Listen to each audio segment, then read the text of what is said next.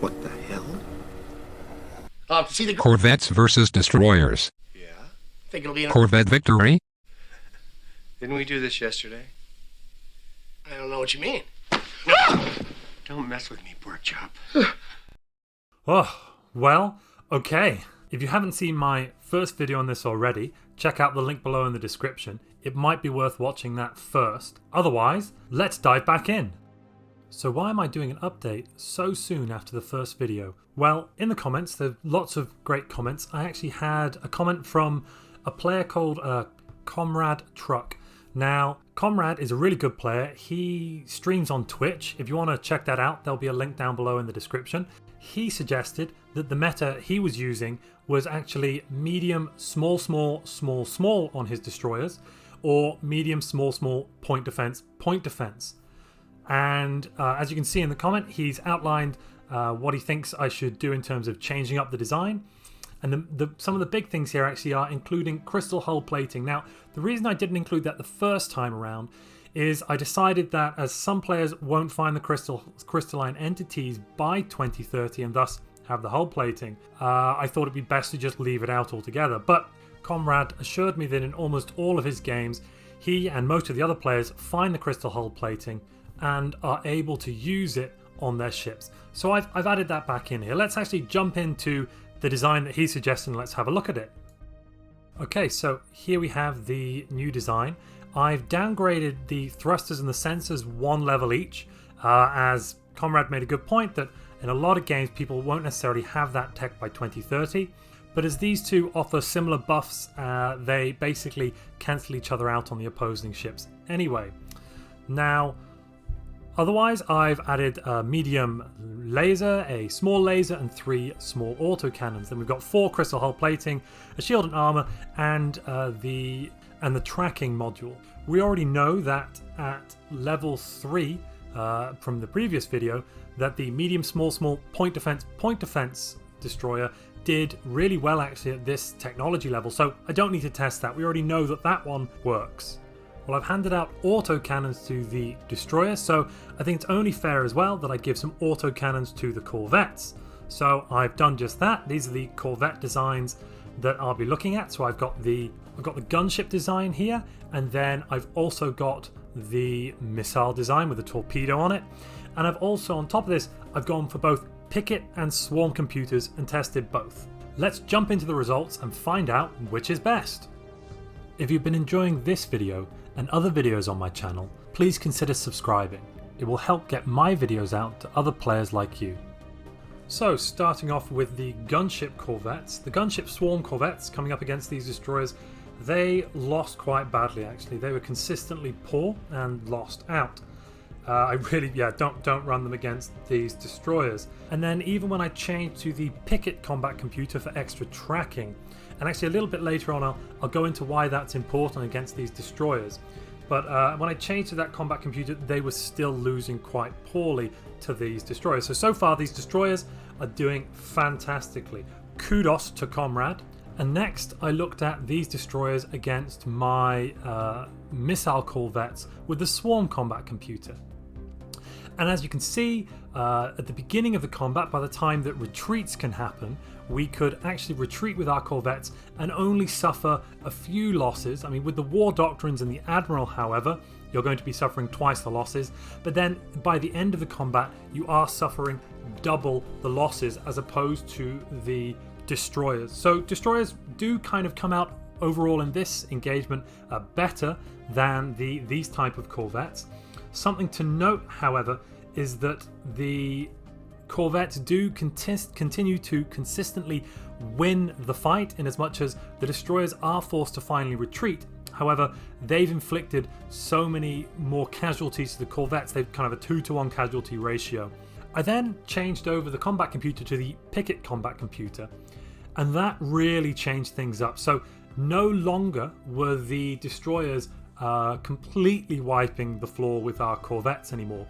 At this point the destroyers were outperforming them, they were definitely doing better, but they weren't inflicting quite as many losses as when the swarm combat computer was employed.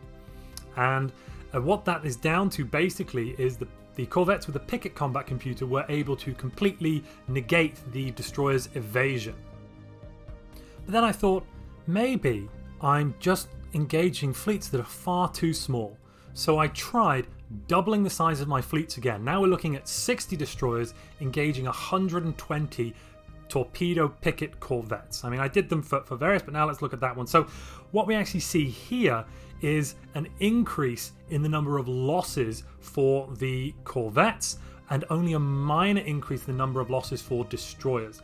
Those increases in destroyers actually could be just down to statistical fluctuations, because I only repeated this experiment around 6 or 7 times per data point to get an average. So there is a small error here. And importantly, at these larger fleet sizes, the destroyers do more damage early on, and really it kind of shows that if you're going in, you're engaging and then disengaging with these destroyers, you'll be able to do 2-to-1 casualty ratio and then retreat out of there. So definitely, you know, that's it. Destroyers, these particular destroyers are completely overpowering corvettes of both types. So this is definitely, you know, comrades, correct. This is the destroyer you want to run against your corvettes. I mean, you could also run the 2-point defense one. That's very valid as well. That'll do even better against the missile corvettes, but slightly worse against the gunship corvettes. That's it. Case closed. Destroyers are better. We can all get on with our lives. But wait! There's more! Hang on to your seat, baby! Cause this one's a screamer! So then I had an interesting idea. So I was looking at the torpedoes, and it's just generally accepted that it's torpedoes that I want to be running on these corvettes in the missile slot. But I thought maybe I wanted to give, you know, good old antimatter missiles level 3 a chance. Now, what's the difference here? Well, the antimatter missiles are going to do more damage to hull. That's going to mean that they're doing equal damage to the hull value of these destroyers as your torpedoes are doing. In addition, their tracking is higher, and that higher tracking, combined with the combat computers, will absolutely, completely, unequivocally ignore the destroyer's evasion. So how did these corvettes do? Well, interestingly, these corvettes were able to almost stand toe-to-toe with the destroyers. The destroyers did force the corvettes to retreat occasionally, so they did actually overall win the combat. But in terms of losses, as you can see here, the losses were vastly reduced on the corvettes from these destroyers. Of course, against a point defense destroyer, the one with 2-point defense, they would obviously fare quite badly. I wouldn't recommend you take them there, but in certain situations, defensively, if you're in your own territory, for instance, and defending your own star base, these corvettes might actually be able to do the job against these incoming destroyers. So destroyers overall, it seems, are definitely better than corvettes if you equip them correctly.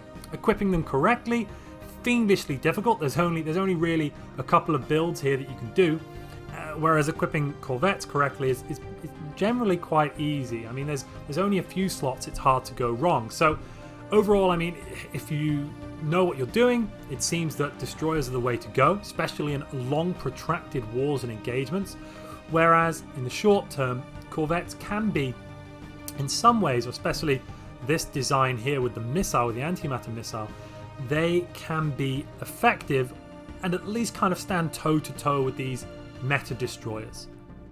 Another thing in favor of these corvettes with the missiles is that the missile damage is lower than that of the torpedoes. Now, I've actually plotted here the chance that a ship will retreat from combat based on the damage it's taking relative to the hull power. The damage here is scaled relative to the hull strength. So, and I've also assumed that you're consistently hitting with the same damage. Now, as you can see, at very, very low levels of damage, you're almost guaranteed to retreat. But at the higher levels of damage, there are some sweet spots you really kind of want to be hitting, which will mean that you are forcing them to be destroyed rather than retreating more often than not, or at least more often than the other cases. Definitely not more often than not, as you can see, but across the board you've kind of got more than a 50% chance of retreating. This is in neutral space as well. And of course, as we can see here, the destroyers do have a much better chance of retreating than your base ship, your Corvettes. The other two lines down there, those are both base, which is Corvette, whereas the top line is your destroyer chance. Now, how did I work this out? Well, this is basically based on your disengage, which is the equation I'm going to show on the screen here. And I've looked at the statistics using this equation and plotted the graph. Now, the other thing I've talked about as well is tracking and accuracy and evasion. So how does all this work? Well, there's an equation, here it is. Now that looks a little complicated, so I'll break it down. What this means is your chance to hit with any of your weapons is that weapon's accuracy minus the evasion stat of the ship you're trying to hit. So for instance, if you have an evasion of 90 and your accuracy is 90, you're going to miss every time. Whereas if you have an evasion of 10 and your accuracy is 30, you'll hit 20% of the time. Now the final part of that equation is tracking. So the accuracy that you finally get to hit with, it is modified by this evasion, but that evasion is modified by your own ship's tracking. So what that means, if you have a tracking equal to or higher than the evasion of the opponent's ship, it will not affect the accuracy of your weapon. So for instance, if you have a ship with evasion 45 and your tracking is 50 and your accuracy is 50, well, you'll hit 50% of the time because you're ignoring that evasion. Whereas let's say your tracking was only say 20, well, you'd hit 50% of the time normally, but against this evasion 45, well, 45 minus 20, so that's 25, so you would have a 25% chance of hitting when you take 25 from your accuracy of 50. And that actually goes somewhat of the way to making these missiles slightly better than the torpedoes, because the torpedoes only have a tracking of 10 base, whereas the missiles have a tracking of 25. So in conclusion, this ship design is really what you want to be running with your destroyers, and it should wipe the floor with almost all Corvettes. Corvettes, you could run this design and you would stand a reasonable chance against the first design of destroyer I showed you, but against your picket destroyers, again, you're really going to struggle. Now, all of this is looking at technology we have at the year 2030. I'm not looking again at the end game stuff, and I'm not looking again at that early game stuff that I looked at in the previous video. So this is really just looking at those first wars you might have around the 2030 mark. And that's where I'm going to wrap up this video. If you've enjoyed it, please leave a like. If you've got any feedback, please leave a comment. If you'd like to see more content like this, please subscribe. In addition, if you'd like to support this channel, there's a link to Patreon down below.